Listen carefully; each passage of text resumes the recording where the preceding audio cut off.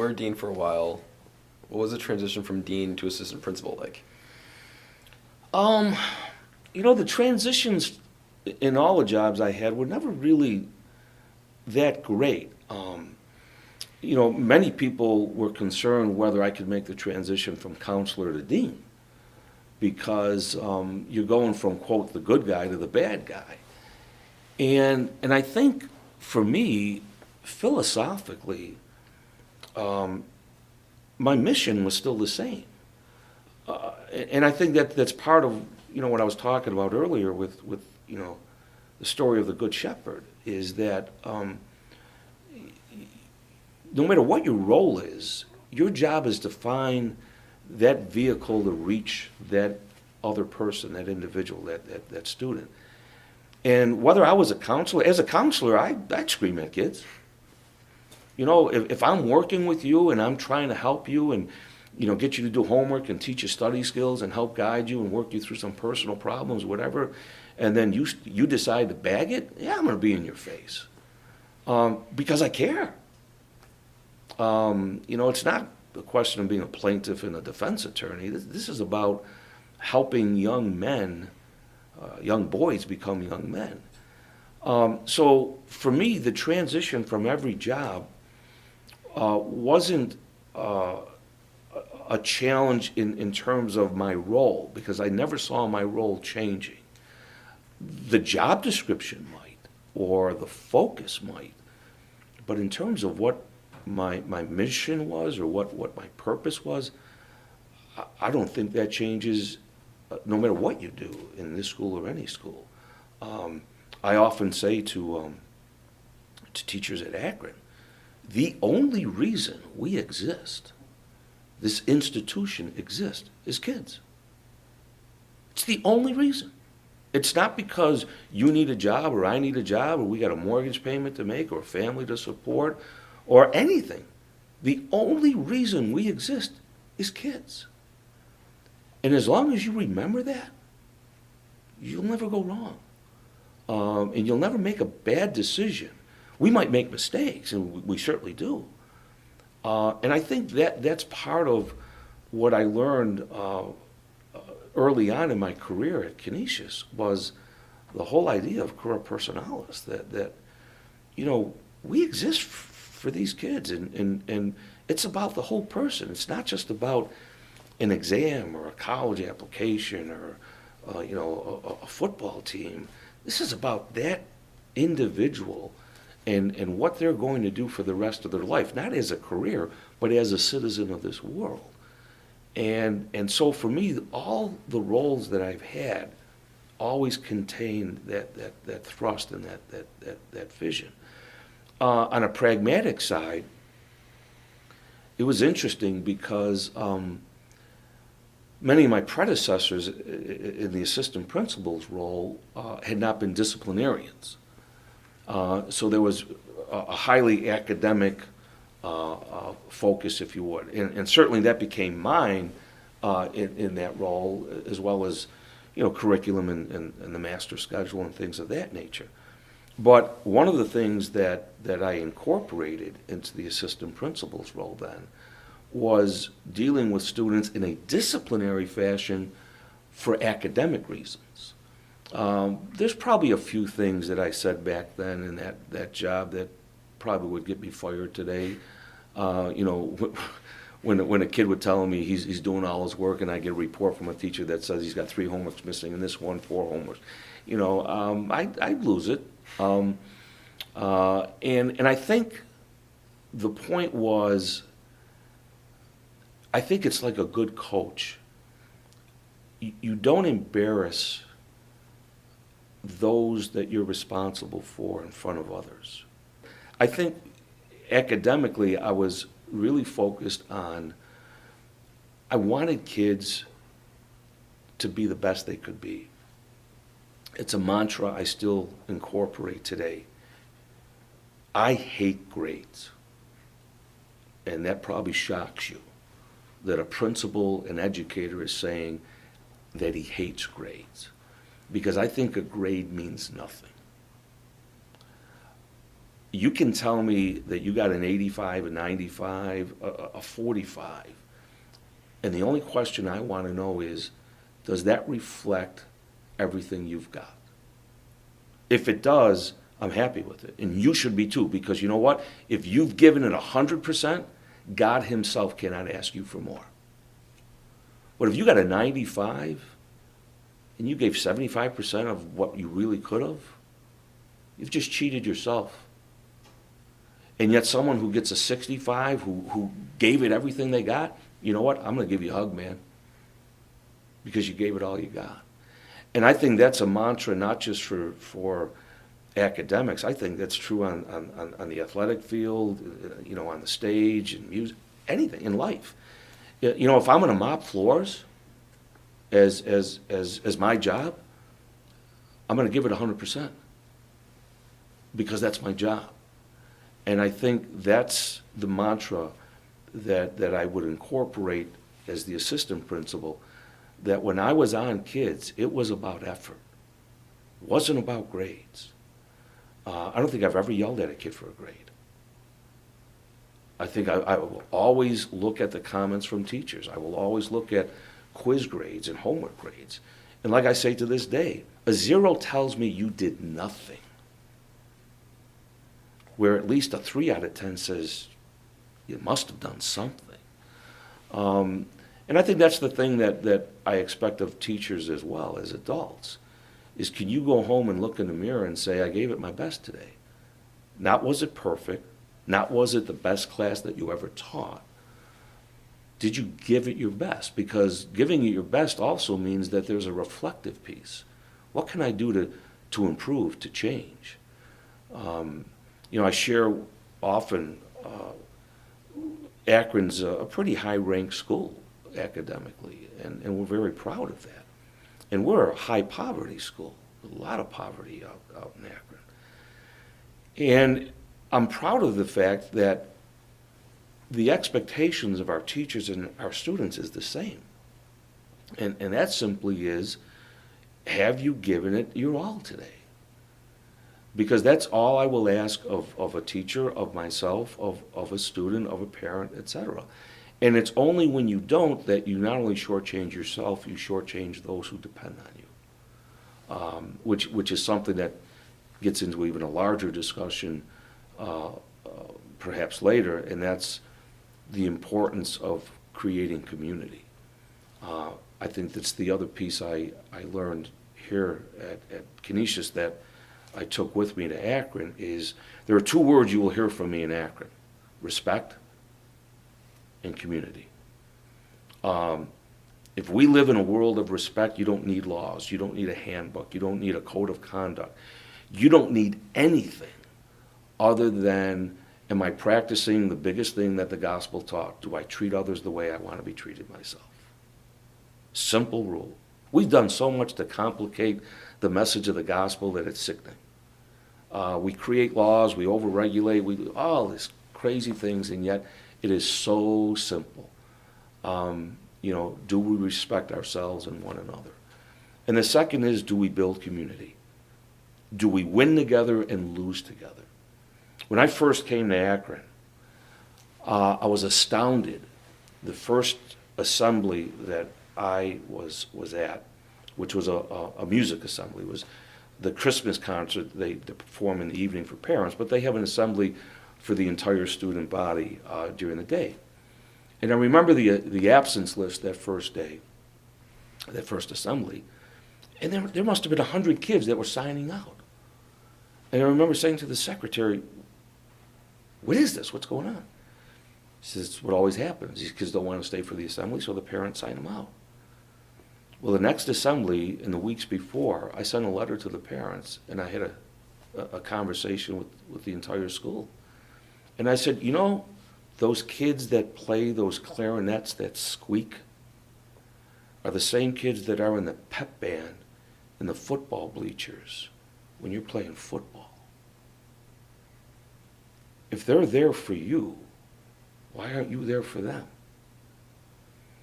And from then on, you might get 3 or 4 kids, and it's legitimate, they have a doctor's appointment or something like that. But that list has been totally annihilated because what we've done is reminded them that we are a community. And even when you don't like something, we're only as good as the guy next to us. And that's the concept of any team. But when you think about it, what is a school? It's a team. What is a village? It's a team. What is a society, a country? And so those are 2 of the elements that I believe are missing in our society and our culture. There's so much focus on me as opposed to us. And I go back again to the Gospels, and I go back to what I learned here. You know, I have written more letters of recommendation over the years that probably the proudest line I can ever include in a letter of recommendation is when I can say, particularly if they're applying to a Jesuit college, is this young man or this young woman is clearly a man or woman for others. I have used that so often at Akron, and that all came from Canisius. But I believe it's a mantra that permeates religion and education and everything. It's what makes any civilization great, is when we understand that if we are called to be this for others, that others includes us. If you win, so am I. I have for years toyed with the idea of how could I take the concept of the retreat program at Canisius and apply it to Akron. Because one of the things I look at is, can we create a better community because of the camaraderie that comes from a retreat? So those are some of the things that evolved with me through the positions I had. The assistant principal's role for me was very much a part of that. It was in that position, I don't know if this is a known topic. Father Sturm, who I had referred to earlier, when he was the prefect of discipline, did The Night Before Christmas as a poem at the Christmas assembly for the students every year. But what he did was sort of a parody of it, and he would roast, some of the kids or whatever. Well, when I became dean of students, I picked up that tradition, so much so that it became legendary, honestly, and it continued until I was assistant principal. Do you still have the Maria Love Charity Ball around? So. They still do. That used to be on a school night. Now I think it's on a Saturday night or a Friday night. Yeah. And a lot of kids the next morning who went to the charity ball would not come to school, especially if it was the last day of school. Why? Well, when this poem started really gaining ground, it became where if you got your name mentioned in this poem, it was like the highlight of your year as a student. And so what was happening was you'd have kids coming the next morning from the charity ball still in their tuxes because they wanted to see if their name was going to be mentioned in the poem. And the reason I wrote the poem was exactly what I've just been talking about. When you create community, you need to have fun. But it's things like that you can have fun. The assemblies. Oh my God, I dressed up as Elvis, Imelda Marcos. Don't even ask me about that one. Trying to find a pair of 10-inch pumps, or 10-inch size 10 pumps wasn't easy. I still have pictures in my office at Akron of that Joe's assembly, but I think that builds community, and you can't remove. I think the biggest part. This is the part I miss the most. Is the spiritual, the retreat programs, the masses. I've buried 17 students in my career.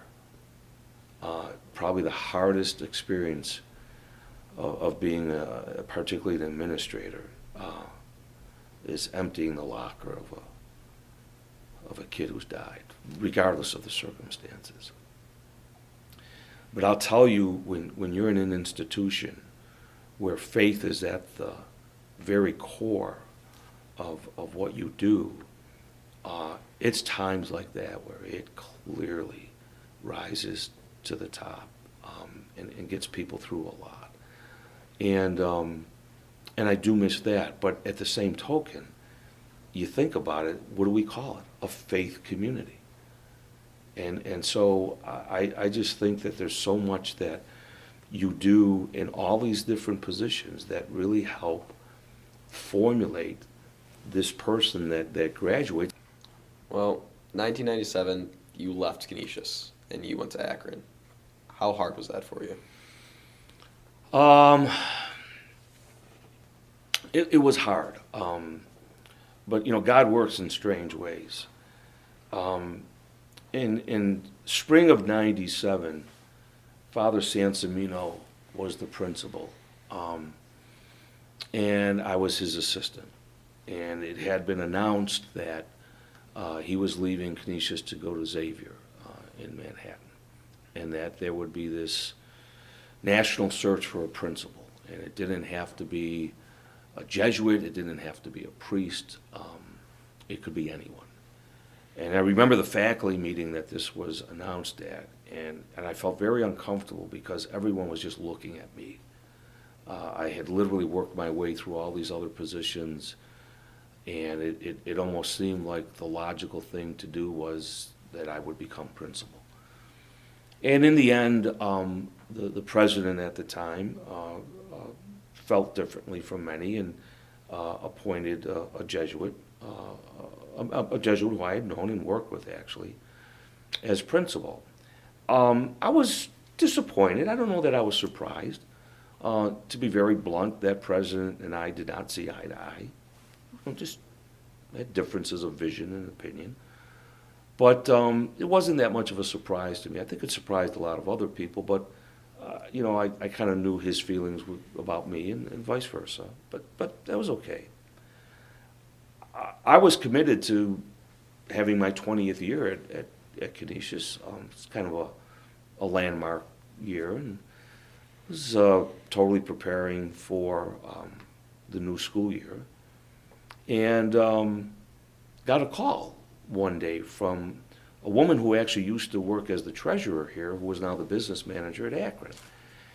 And she said to me that a mutual friend of ours who was an English teacher here at the time, she had a conversation with him that, Akron was looking for, a principal. And he said, why don't you ask Joe? Would he be interested? And she called me, and I thought to myself, yeah, maybe I've gone as far as I can at Canisius. I was 42 years old. It was kind of, you don't want to wait too long. Never imagined I would ever leave this school. Never. And went through the interview process there. It was August. And the Wednesday before Labor Day, the last Wednesday of summer, their superintendent calls me and says, I'd like to offer you the job. Do you accept? And I was in my office upstairs. And I remember trying to get the word yes out of my mouth, and I had a hard time, actually saying the word. And I finally said yes. The president, because I shared with him my decision, and Akron was willing to give me 2 to 4 weeks, whatever I needed to wrap up here. And I think because this president really didn't like me, he felt, what, yeah, go whenever you want. So I had basically 3 days to pack up 19 years of stuff. Some of it was garbage, some of it was some of the most treasured memories that I have. And for me, maybe that was God's way of helping me deal with the move, because I think if I would have had much more time to think about what I was doing, I think it would have scared the living daylights out of me. But instead, I had 3 days to pack up. And my first day at Akron was the first day of school. I mean, I didn't know their code of conduct. I didn't know teachers' names. I didn't even know my secretaries' names. And I'd say within 2 or 3 months, I remember one of the first days at Akron, seeing these couple of students walking down the hall, leather jackets, the chain, keychains, hair down to their butt, beards, and I'm thinking to myself, what the hell have I done? You know, I left the shirt and tie and the clean cut and for this, until I got to know those two guys, and they were two of the nicest young men I've ever known in my life. And I learned a good lesson that day. You don't judge a book by its cover. And I think that, for me, began to change the move. In fact, for me, it really became a spiritual mission. People would say to me, you know, how do you like Akron, and what are you doing, and what's different? And I said, believe it or not, I'm doing the same thing I did at Canisius, even more so. I'm more of a man for others here than I ever was at Canisius. And I think part of the reason was there was a need. Like I said, a lot of poverty. We've got about a 10, 11% Indian population, Native American reservation in Akron. I've learned a lot about Native people, a lot about the injustices, a lot about their culture and the differences. And, you know, we can talk about tolerance, but until you really see it or see the lack of it, and all of a sudden I realized I'm here for a reason. And hence, 18 years later, I'm still there. Had opportunities to come back here, had opportunities to go to Clarence and Williamsville and all these, you know, affluent schools. And people say to me, why are you still there? Because I know every kid's name. Because we call it a Christmas concert, not a winter concert. Because when someone dies, we pray for them. I've used more scripture and gospel passages in my speeches to kids and parents and graduation and NHS, and I've never had anyone say, you can't do that in a public school. So all of a sudden, for me, it's this realization that, you know, there's a higher authority here that's guiding me. And I didn't as much leave Canisius as Canisius sent me off to truly be that disciple. And that's how I've looked at the last 18 years. Is it different? You know, kids are kids. You know, people will say, is there a drug problem at Akron? I say, you better believe it. Is there a drug problem at Canisius? If they tell you there isn't, they're lying through their teeth. Because the average American teenager is going to experiment and make mistakes. And there are addictions and there's dysfunction. Just because there's affluence or just because there's academic excellence or you know, football championship doesn't mean there aren't the mistakes and the frailties of being a human. I think what's been enlightening to me, and I remember the first NHS induction we had, and they read the biographies of each of the students inducted. And I'm sitting there thinking, I'm in a public school, so you can't talk about God and stuff like that. And every one of these kids in their bio are active in their churches, whether they be Catholic or Protestant or Lutheran or whatever. They're doing volunteer work at soup kitchens. And I'm thinking to myself, it's no different than 1180 Delaware. And so all of those things really began entering. One of the first mementos I ever got from an Akron student was from a middle school special ed student, very limited ability. And he made me a homemade Christmas card, and I cried. Full of misspellings, you know, very elementary drawings, but the message blew my mind. You know, Mr. Lou, you don't know how happy I am to have you in our school. Oh, wow. And I get choked up because we can talk about PR and salaries and all those stuff that clouds our mission. But you want to talk about touching a human being? And you know what? I didn't touch that kid. He touched me. Because what he taught me was kids with special needs, boy, they truly are God's children. So that's been, I think, my experience for the last 18 years. And why I say it's not as different as people might think. In fact, it's made me a better person, a better Christian, a better educator, my time there. And I'm glad that God decided it was time for me to leave here to go there. If you walk in my office, it's funny because Canisius jerseys, the yearbook tribute, there's as much Canisius stuff in my office as there is Akron. And my first superintendent there once said to me, because I would say, well, at Canisius we did this, or Canisius we did that. And finally I started saying, I'm sorry I said that, I shouldn't be going back. And he said to me, don't you ever apologize for who you are. That school you were at is so much a part of who you are. Why do you think I hired you? And so today, like I said, you walk in my office, Canisius is alive and well. And I think that man helped me understand that my past is part of my present and indeed my future. I think it's true of all of us. So a lot. The only difference I will tell you, girls, oh my God.